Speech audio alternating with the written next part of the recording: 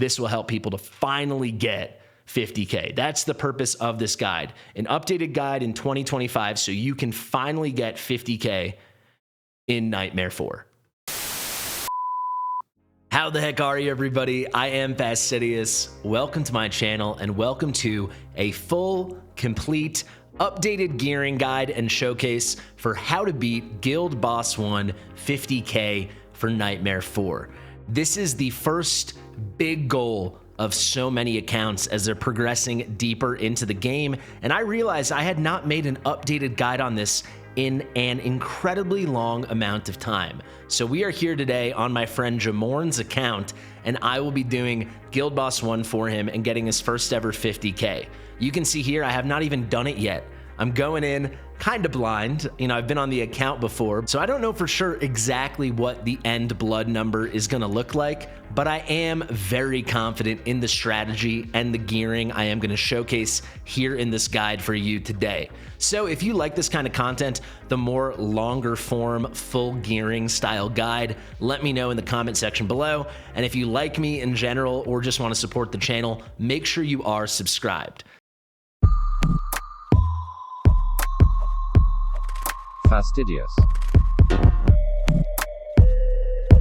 Fastidious. So let's get into it, guys. His previous best was 31K, and we're definitely going to do a bit better than that today. Let's hop right in and explain why I'm going to use the strategy I'm about to show you. Frankly, this is what I think the easiest way to get 50K in Guild Boss 1 on Nightmare 4 difficulty is in the entire game. I actually don't think this is the best way still. The best way is going to come down to which kind of units you want to do, and if you can bring an Eloin or an Ireless, or if you need to min-max your ults and still do some of the OG Laurel cycling and spamming. I have a full guide on that. A very popular video. If you just search Fastidious Laurel Guild Boss 1, I promise it will come up immediately. But this is going to be the easiest strategy. It is one of the best, but it is very plug and play, and it is very versatile with any combination of different DPS heroes, different faction team comps. There's a lot of ways you can make this specific strategy work, so I thought it was the best to showcase. And it really relies on two heroes, and those two are Daochan and Hollow.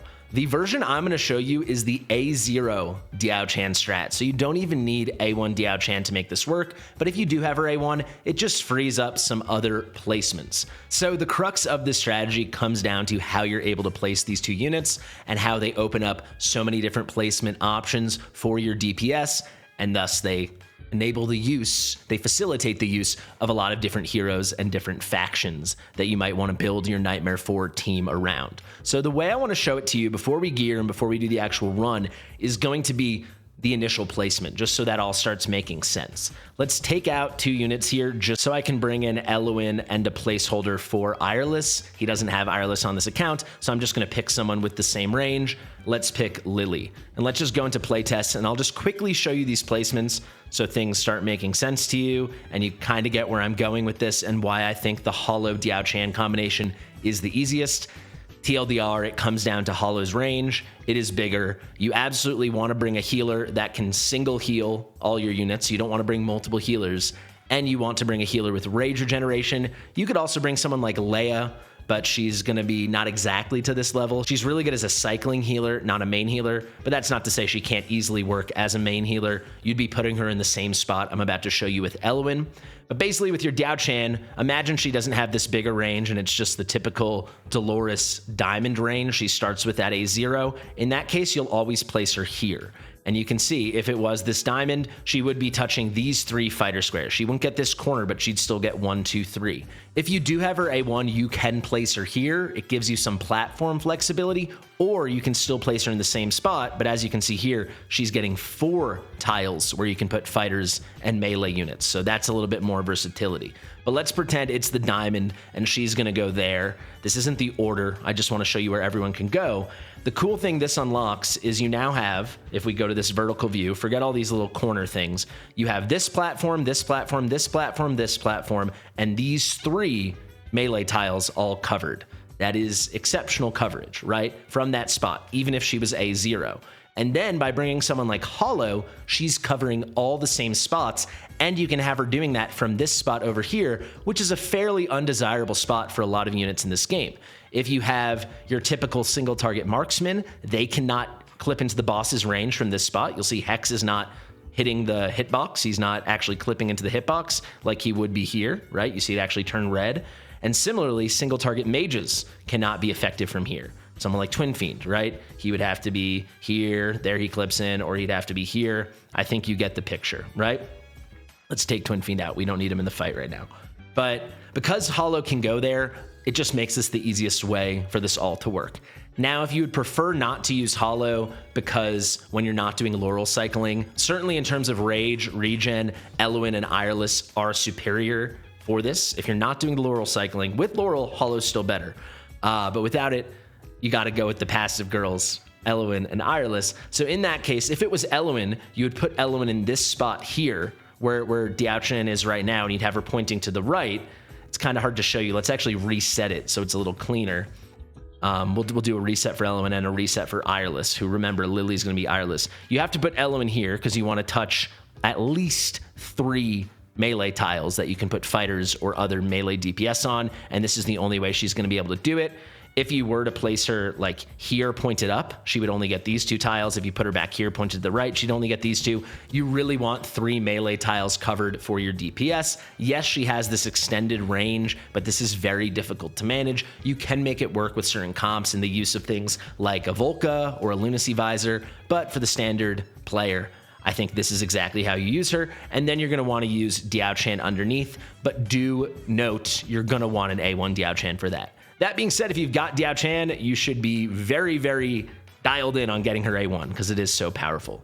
That's how I would recommend using Eloin. And then for Ireless, it's the same story, but you backshift her because she has a different range. So it's the same as Lily. She has this 3x4 range, and this does unlock the A0 placement of Daochan here, which is pretty powerful. So you can see Lily, in this case, being the placeholder for Ireless, is missing 1 tile of coverage, even 2, depending on how you build it out. And if you've got A1 Daochan, that we're able to get with Hollow, who can go here, but she gets a lot of good coverage. So Ireless does work really well for this, but she's obviously a lot less accessible than Hollow, and Hollow is still more flexible.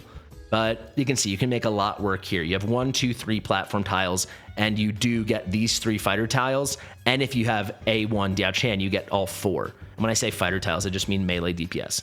But I hope that explains all the theory behind this and how it's going to work for you on your specific team. We are going to do the Hollow comp. So without further ado, let's build this team out. And I do want to take a moment to highlight the fact that I've gone out of my way to feature the 2 units who are coming on Raid Up this weekend. At the time of filming this, a lot of you might be watching in the future, but at the time of filming this, we are getting a Raid Up on Lord Phineas and Zelatu for the same banner. So I figure pretty good time to show them off. The other unit we're going to be sure to feature is Lyra, because at the time of filming this, she was just buffed a couple days ago with the most recent update. So we're going to toss Lyra in there as well, and this is going to be our squad.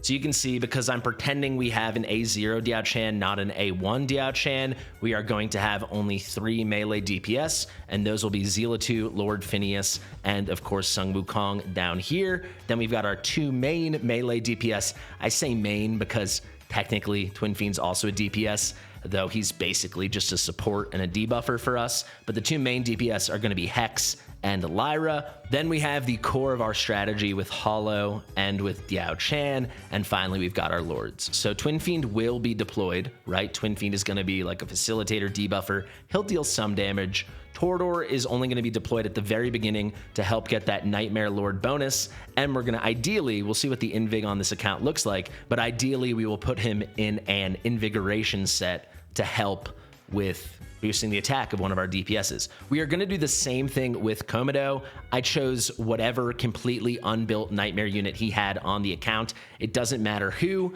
but Komodo is going to effectively boost the Nightmare Lord skill a little further because it's a 3rd Nightmare unit. And ideally, we're going to put some random invig on him as well. But Komodo and Torador will only touch the floor for like 2 seconds just to apply that invigoration buff and to, you know, give us deployed Nightmare units towards the boosted Nightmare Lord skill. All you got to do with that Lord skill is have deployed X number of Nightmare units at any time. They don't need to stay on the field. It's just taking a tally of how many Nightmare units have touched the battlefield.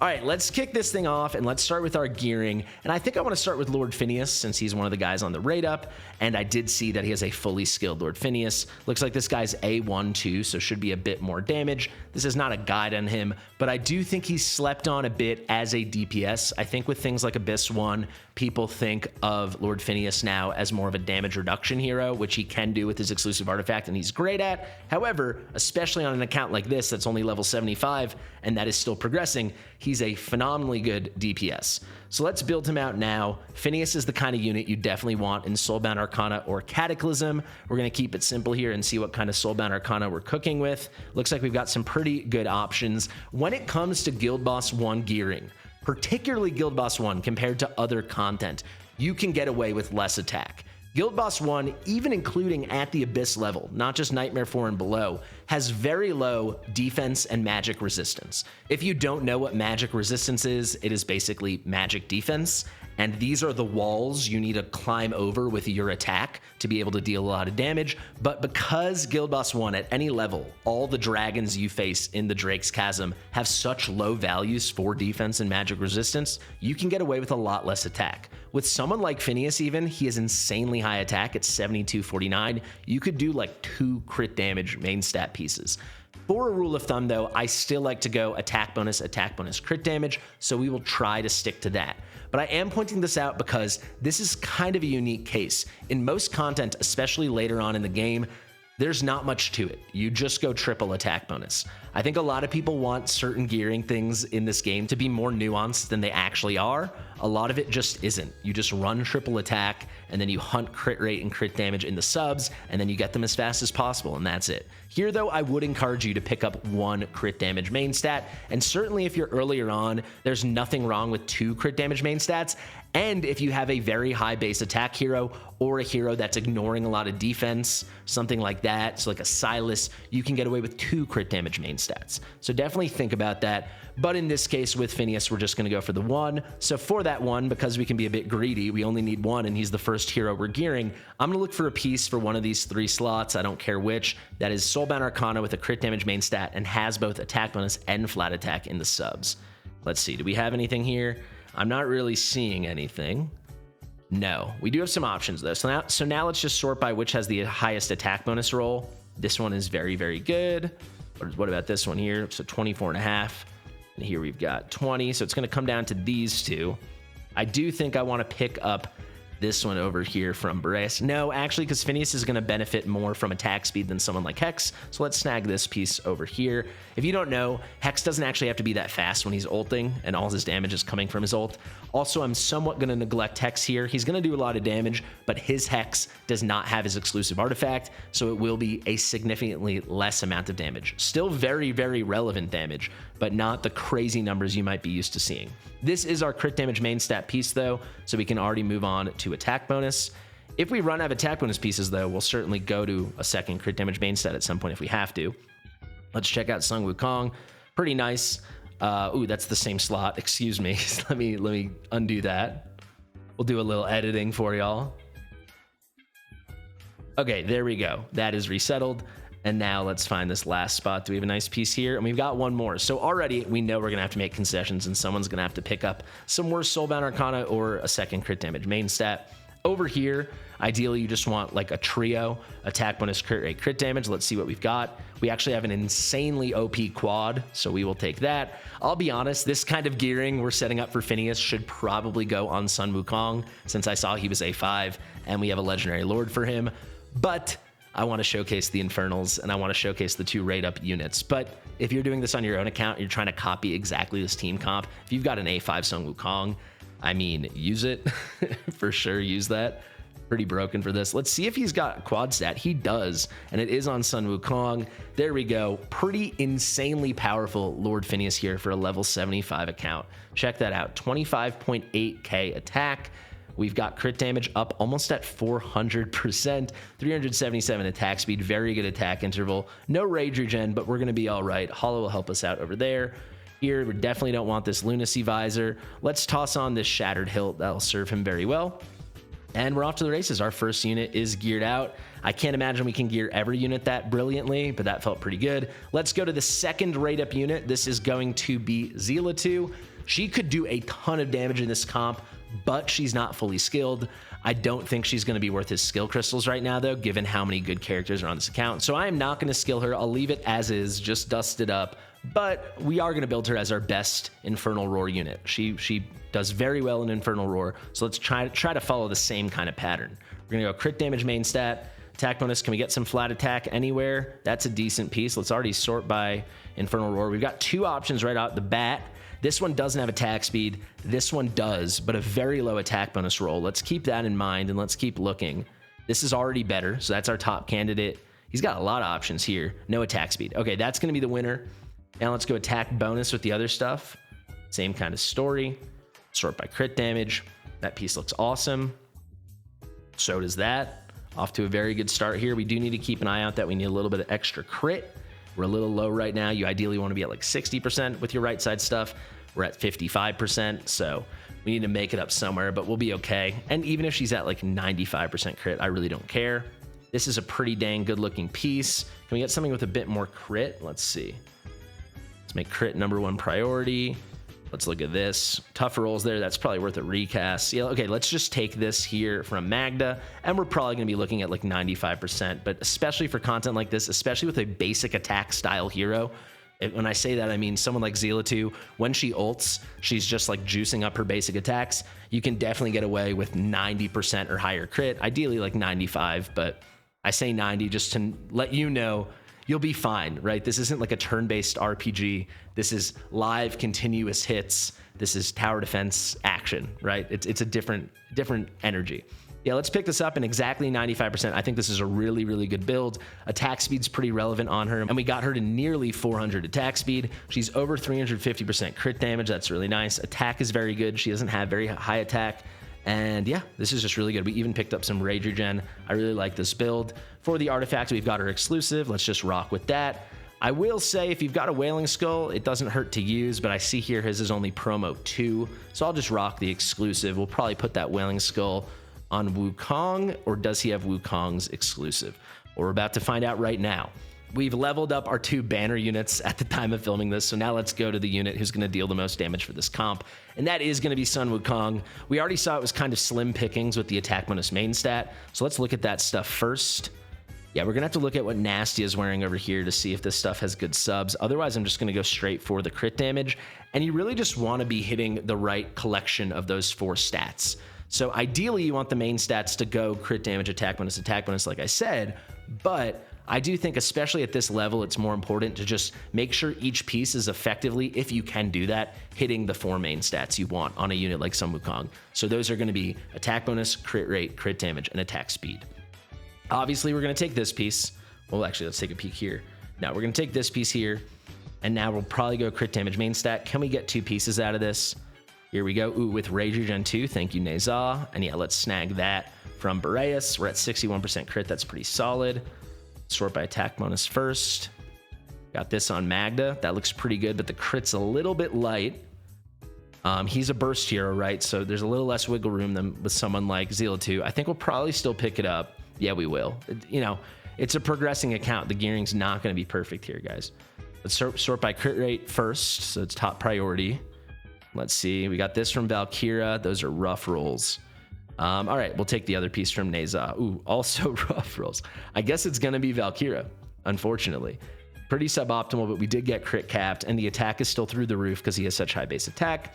And this is also an A5 Wukong. This is a really good build. We even picked up some Rage Regen. Very nice. He does have the maxed out exclusive, so we're already cooking there. This Sun Wukong is going to do pretty brilliant things for a level 75 account. Let's go to Lyra now because she's our last Soulbound Arcana unit. I guess maybe Twin Fiend. We'll see how we ended up building him. But also, she's kind of a featured relevant unit. She literally just got a buff. So let's build her out right now. We could also see there was some Hell's Lament on her, and Hell's Lament can work really nicely. Do we have a good Infernal exclusive? You want to use Hell's Lament on heroes that are very ult-centric. And yeah, very burst oriented, and she is a good candidate. Hell's Lament did get buffed. I still need to make an update video on that. It's a lot better than people realize. These rolls are okay. I don't hate it. Kind of seems like I hate all these other ones though. Yeah, it's going to come down to the other pieces. So let's just sort by crit rate as a sub and just see. Pretty good piece here, but no attack speed. Pretty good, no crit damage. Yeah, these are all slightly slim pickings. If we can find a really good amulet, I'm down. Otherwise, I think we're out. That is pretty good. Yeah, let's take this, and then we'll lean heavier into attack speed with the other stuff. What was the piece I liked? This piece is pretty cool. And then I think we did see that pretty nice exclusive. Crit damage main stat, no attack bonus. I think it has to be this. We are slow, so we desperately need some attack speed. Let's go like this. Ideally, we can find a little bit of Warlord. There we go. Warlord will give us 30 extra attack speed, as you can see there. That is a good pickup. And now, do we have a trio Warlord piece? We got this pretty good looking one from Kai over here. This would get us to 93% crit. It's not exactly what we're looking for since she is such a burst-oriented unit. Maybe there's something we can quickly roll. Doesn't look like it. This is going to be the build. Pretty good, very slow. Now we're getting more towards like solid builds where those first couple builds are pretty excellent. She's a little slow, but we'll live. Crit rate is a little undesirable, but we'll live. Crit damage is very good. Attack is good. So the build is solid. Let's look for the artifact. Keen Wisdom's okay, but we're definitely going to take this tier of Twilight over here. And already, it may seem like we're going slow, but I want to be thorough here. And we've got our 4 main DPS done. Right? Those are the guys that are going to carry us to the promised land. I'm realizing now we forgot Hex, but don't worry. Hex we can make work. Hex really only needs to have like 166 attack speed, and I mean 66 additional. Yes, he's going to be slower when he's not ulting, but when he's ulting, his timing is all tied to the animation of drawing his cards. So this is a pretty easy one to build. We really do need attack bonus main stat on one of these for the Soulbound Arcana, so let's see. That's a great candidate there with Nastia. And then we're kind of out of luck. Let's already move back to our crit damage. I actually kind of forgot about Hex. What do we got up here? We got this Boreas piece, and now here we're a little bit screwed. We'll just go with crit damage as a sub and see what our options are. This piece is okay, honestly, it is, for where we're at. This piece is borderline worth a defense main stat, excuse me. I was like, maybe that's worth a recast. Incorrect. Now we'll take this Nastia piece, it's good enough. Honestly, you guys are going to see. Sometimes you think you need such crazy gear, and yes, a couple of these units did get that, but honestly, for a lot of stuff, you don't. Do we have a Hex exclusive? We do, but it has no crit rate. That's just going to sit there. Definitely the boost from that is not worthy. This is a pretty cool piece. Attack bonus is low, but we should already have high enough attack with where we're sitting, or once we put on the other 2 pieces. I guess let's already jump here, and let's look at this mess. Yeah, cool. Okay, let's take this stuff from Virna. This is going to be fine. All right, so he comes in at 101. Crit damage is great. Attack is really good for Hex, right? You want him at like 14k or higher, and you're fine. If you can get more, please go ahead and get it, but this is going to be okay. We do not have the exclusive, so we'll keep him in the Spirit Siphon, and it will do great. You know, Hex is going to Hex. So those are our 5 main DPS, as I meant to say earlier. Let's just wrap things up now with Twin Fiend, just while we're here. And it really doesn't matter. I will say this run will benefit immensely from having an A1 Twin Fiend because he's able to put out these excellent vulnerabilities for both physical damage taken and magic damage taken whenever he ults. These things will last for the duration of said ult, which is fairly long. It's going to last 8 seconds, so 8 seconds uptime on a very low-cost ult that we can spam a lot. You can see here that he's not fully skilled out, but it will be okay. He's not such a key unit. We do want him ulting as much as possible, so I'm looking for attack speed on that amulet with Rage Regen as a substat, and frankly, I don't really care about his damage, so I'm just going to look for the right stats here, right? Can we get something with some good stuff, though? Yeah, this piece from Elowen is like okay. This piece from Ingrid is, yeah, maybe not. Let's snag this piece from Ingrid. Maybe we'll go a Hell's Lament build, or maybe we'll go Broken Set. Let's go now. We want attack speed as a priority stat. Let's look like this. Are we working with anything? For sure. Let's take this great piece from Vorn. We fully committed now to Broken Set. And honestly, we kind of committed to a no good DPS build. So I'm just going to look for Rage Regen on the ring. And let's really cycle as quickly as we can. This piece looks pretty good. No attack bonus, but whatever. He's not going to deal DPS. We're add-on DPS now. If we can pick up a little extra, fine. But we really want stuff like this. And boom, some attack speed, some Rage Regen. Let's pick that up. And once you know it, there's another Wicked Vengeance. Pretty solid. He's coming in at 49% crit. He does give himself a little extra crit from his Lord skill. It's going to be 20% increase, so 70%. It doesn't matter too much. This is definitely good enough. He's extremely fast with very good Rage Regen. That's what we're looking for. For the artifact, Heaven's Rage will be adequate. None of this stuff really matters, but because we're not building him for DPS, let's go for a spammer build and put him in this legendary artifact, Nightmare Samsara. Let's see, we can fully max this out, but we don't have enough mithril. We'll just very quickly, maybe we'll fast forward through this. We'll do a couple promotions. And we're already out of mithril. No fast forwarding necessary, maybe. Good enough build. You'll see. That is good enough. Now let's key in on our 2 core units, right? We're basically already done. We have our 2 Invig guys we'll do at the very end, but we have our 5 DPSers, we have our Twin Fiend Facilitator, and now these are the hearts of the lineup. We can do them at the end because there's not going to be really gear overlap. In theory, there could, but with such limited gear, let's get the DPS stuff on, and even if we had to go broken set on these guys, we'd be pretty okay. Let's start, though, with Daochan, because she's going to be a bit more selfish. You can see here already, it looks like he might be hurting for Invig. Does he not have Invig at all? Oh, he has some pieces. That's pretty cool. So ideally on Daochan, especially for content like this, you don't need survivability. She's an inspiration unit. You're going to put her in black mode, 100% uptime on the boosted attack for everyone in range. Crank that attack to the moon. So you want attack bonus main stat with a flat attack sub. If you have Wings of Grace, please go ahead and use it. A lot of people probably don't, but as I see here, he does, so we are going to use that. But a benefit of using Invig and Wings of Grace is she's not just being a support, giving that increased attack buff, either 10% for Invig or 12% for Wings of Grace to whatever allies in her range. She gets it herself. She is boosting herself as well, which is boosting her attack, which boosts the proportion that she's able to share with everyone else, the value she's able to lend scaling off of her own attack. But he's got Wings of Grace. Let's do it. This one we got to max out from scratch. Let's hope for a half decent roll here. We're actually a little bit tight on gold. That is half decent. 262. We'll live with it. Let's see here. We'll snag that from Hollow potentially.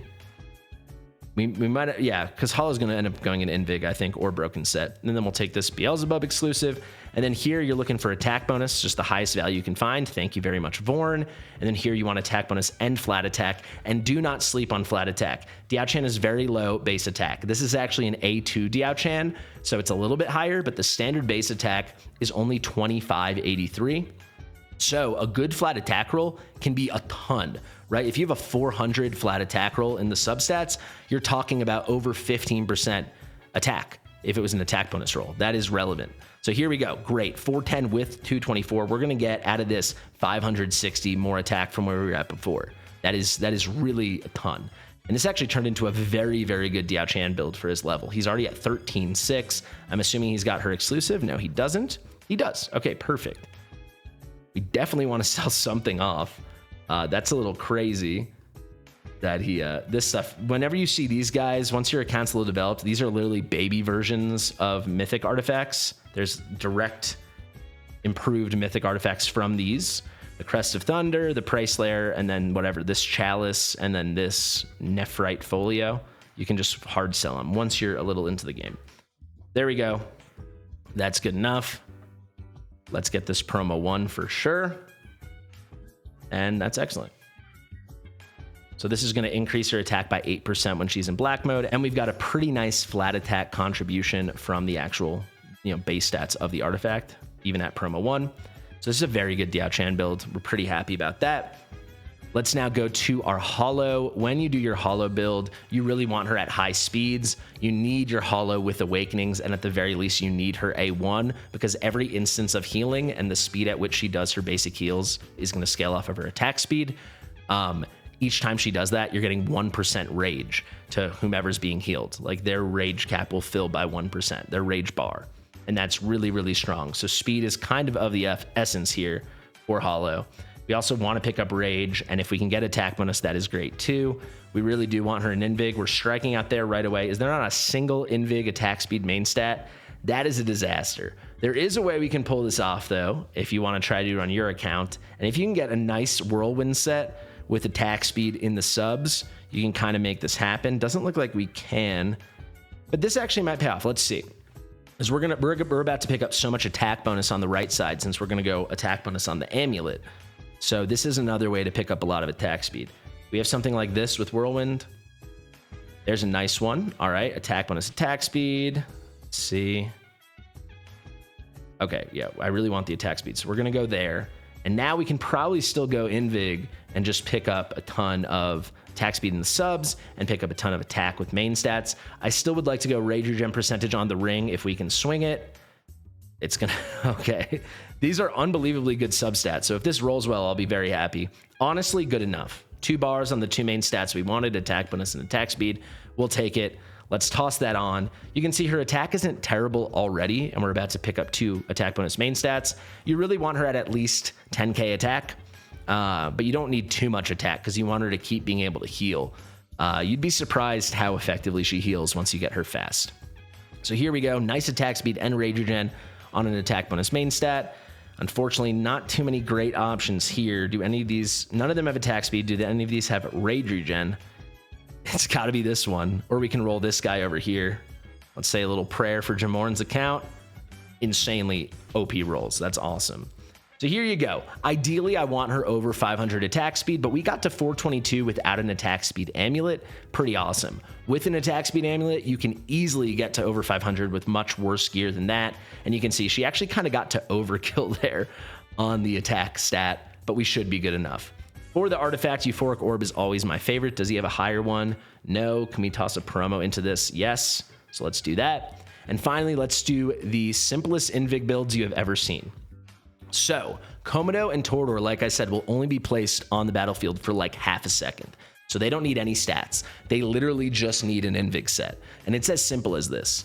We're going to go to Torador. We don't care about his skill ups. We don't care about the stats. We can fully unequip him. Let's put on literally any Invig just to prove a point.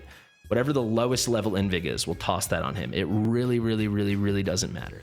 So there you go. This is enough for him to get the effect. He is going to get healing effect. It doesn't matter. But then when he's deployed, him and a random ally will gain 10% attack. And because it will never give it to a random ally who already has an Invig buff, we can manipulate this with our placement order, as you're literally about to see.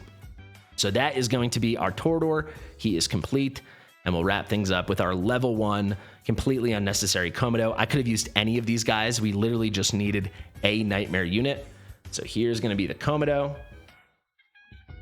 Actually, I'm realizing he might get confused because he has so many of these random Komodos. Let's make this guy level 2. There you go. So Jamorn, use your level 2 Komodo. We'll go to Invig, and again, the stats couldn't matter less. So I'm not even looking. I'm just picking the lowest rolls while not taking from Torador. And we're pretty good to go. So let's hop into the battle. Artifacts don't matter either. This is our final team. We're at a little bit under 800k BP. You could get away with a lot less. Remember, BP doesn't matter. Stats matter.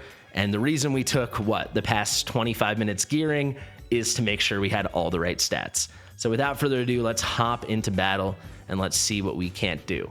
First thing to think about is Invig and Wings of Grace, right? Because those are the units that we need to deploy strategically and then deploy the DPS around them strategically to make sure the right DPS are getting the attack buff. So we have our 4 attack buff units through their set. We've got Daochan and Wings of Grace, so our best DPS, or the DPS we want to highlight the most. And I say that because our best is going to be Sun Wukong, but we're going to highlight Lord Phineas. So I'm doing it on Lord Phineas, but on your account, do it on your Sun Wukong or your Hex with the exclusive or Numera, something like that, right? But we're going to do on Lord Phineas. So we know we got to do Phineas into Daochan, and then we've got 3 Invig buffs, so just slightly worse attack buffs. And here we're going to put those on Sun Wukong, Zelatu, and Lyra. Sun Wukong because he'll be the best, Zelatu and Lyra because I'm featuring them.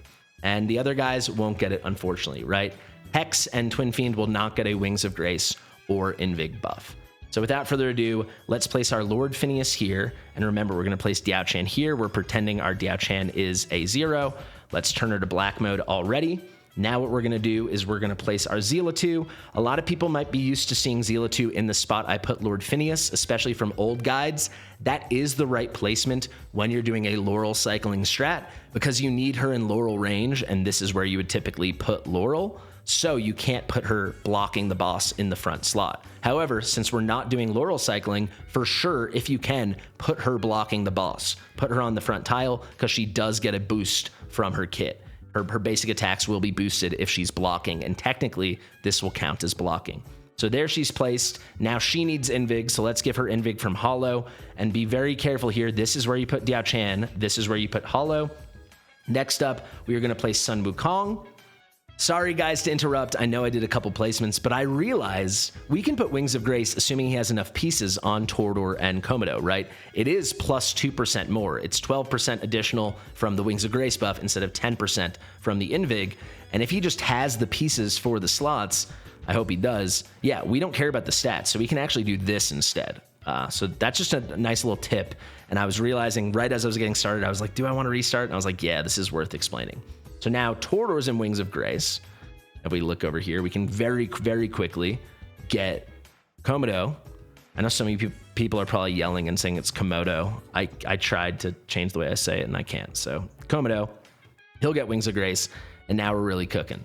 So let's head back into battle, and we can quickly do that Phineas placement. But now you'll see we will be able to place Wings of Grace on Zelatu and then Wings of Grace on Sun Wukong with our put him down, pick him up units being Torador and Komodo.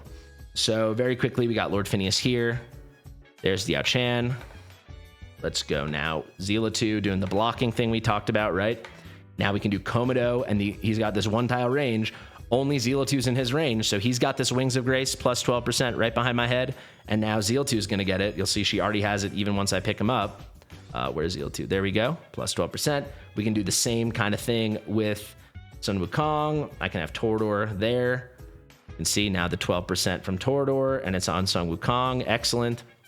And now we've got one more Invig. So we went from having 3 Invig and one Wings of Grace to 3 Wings of Grace and 1 Invig. So we pick up Torador, and I accidentally picked up Sun Wukong. Jesus! All right, we'll leave it in. Leave in the mistakes. Leave it. Jeez. Whoop. Okay, cool.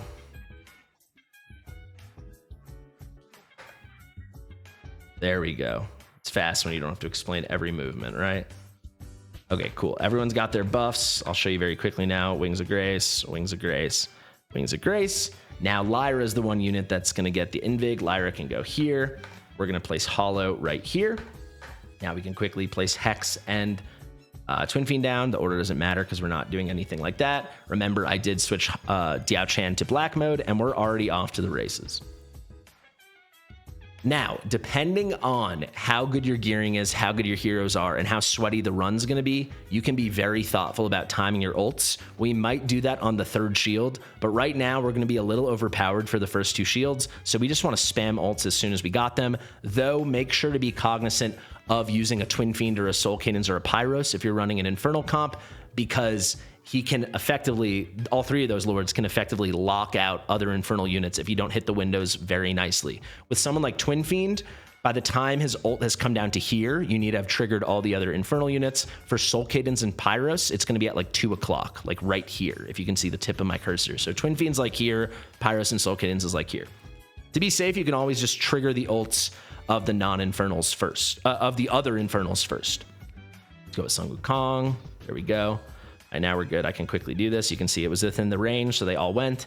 Let's trigger Hollow for some nice extra rage regen. And we're dialing in. We're looking good. We're looking very good. The damage is higher than I expected. The number, if you want to test your runs, the number I like to look for is when the clock hits 3 minutes and 30 seconds. If you want to be on pace for a 50K run, I like to see 12K blood. That's how you know, all right, the DPS is here. Do I have the cycling and the survivability and the ulting? That's TBD, but you know the DPS at least is there. So here's a good example. I could ult with Twin Fiend right now, but he would lock out Lyra, and I don't want to do that. I'm going to ult with Twin Fiend when I know I can quickly go with Lyra right after. There you go. Damage is looking very good. There's the extra, and looks like we're right on pace. So we can even 2x this and settle in. And we're doing really good. Really, really, really good. So we're really gonna kill this. So could we do more damage with this exact comp if we, like, let's say we're cycling out Lyra and we were doing a Laurel comp, and then we would bring in like Torador or something for a defense break when Lyra's out?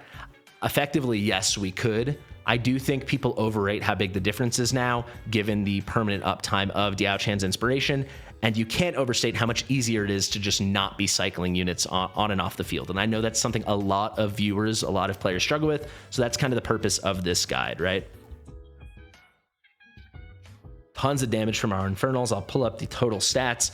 Be cognizant, these stats are not going to be the exact same as the final damage screen, because this is including damage into the shield.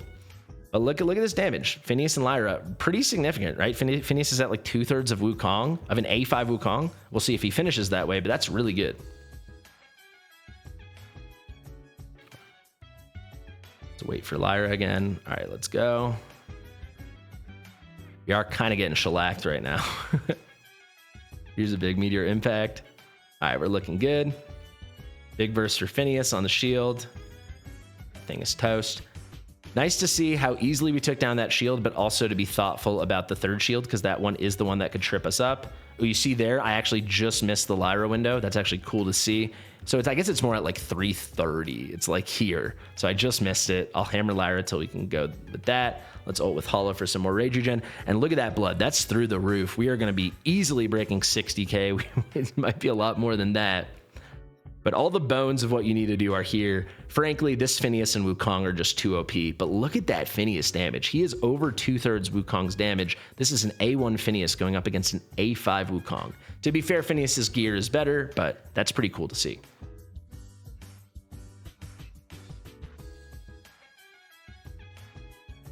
Need some heals. There we go. I need to ult with Hollow. Come on, give me that. So now every heal Hollow's going to do is a double. There might be a little RNG if she misses a couple heals here. Now we look good. And we're off to the races. We're hitting the 50k right now. Everyone's getting healed up. Let's wait. All right, let's ult with Zelatu. I'm going to wait for Lyra for the shield. We'll do the shield. And we're cooking, guys. This is going to be a big number. More than I expected. Pretty sweet. And there you go. That's basically all I had to show you. If you have any specific questions, please let me know. But I really wanted to make a full updated guide for Nightmare 4. I know a lot of people are kind of like infatuated with Abyss 1 right now, and I get it. If you have an older account, this is no longer a challenge, and that is. But there's a lot of new players, people always coming, a lot of people that have been stuck at 40k forever, and I'm really hoping this will help people to finally get 50k. That's the purpose of this guide. An updated guide in 2025 so you can finally get 50k in Nightmare 4. You'll bust one. The most important thing to farm every single day. Basically the same freaking rewards as Abyss 1. Like the difference is marginal. And look at that ungodly damage. I did not expect. Can we get one last Wukong? Oh no, I misclicked. Oh, we'll take it. We will take it. 77k. I think Jamorn is going to be pretty happy with that, and I hope you guys are pretty happy with this guide here. Here are the final stats. Just less than 75% the damage of Sun Wukong is that A1 Phineas. So Phineas doing amazing, almost keeping up with an A5 Wukong. Very solid damage from an unskilled Zelatu. Pretty good out of Hex. No exclusive always hurts. Lyra right on par with Hex, so she's definitely improved, but it's a bit disappointing even post-buff that she's not. I mean, I think this Hex was A3. Let's actually check that really quickly, but that she's not exactly better, you know, than him without his exclusive, but he is awesome. And there you go. Look at all that healing from Hollow and obviously phenomenal support from Daochan. I want to take one really quick peek at that Hex, and then we're good to go. Let's see. Yeah, that Hex is A3. So actually very good, very solid damage from Lyra. She was also in some of the worst gear of the bunch. There you go, guys. Thank you so much for watching. I've been Fastidious. If you do like my stuff, please make sure you're subscribed to the channel. I think these guides, I know they're longer, but I think these are probably like the most helpful, I would assume. So if you want more of them, I'm happy to do it. I'm trying to update all my stuff as we get towards the end of 2025 because, yeah, I easily have the most content ever created for this game, but a lot of it is maybe not outdated. It all still works, but it's not as current in terms of optimal heroes you could use and strats and stuff like that. So there you go. Thank you. Share with your mother. Subscribe to the channel, and I'll see you real soon. Bye.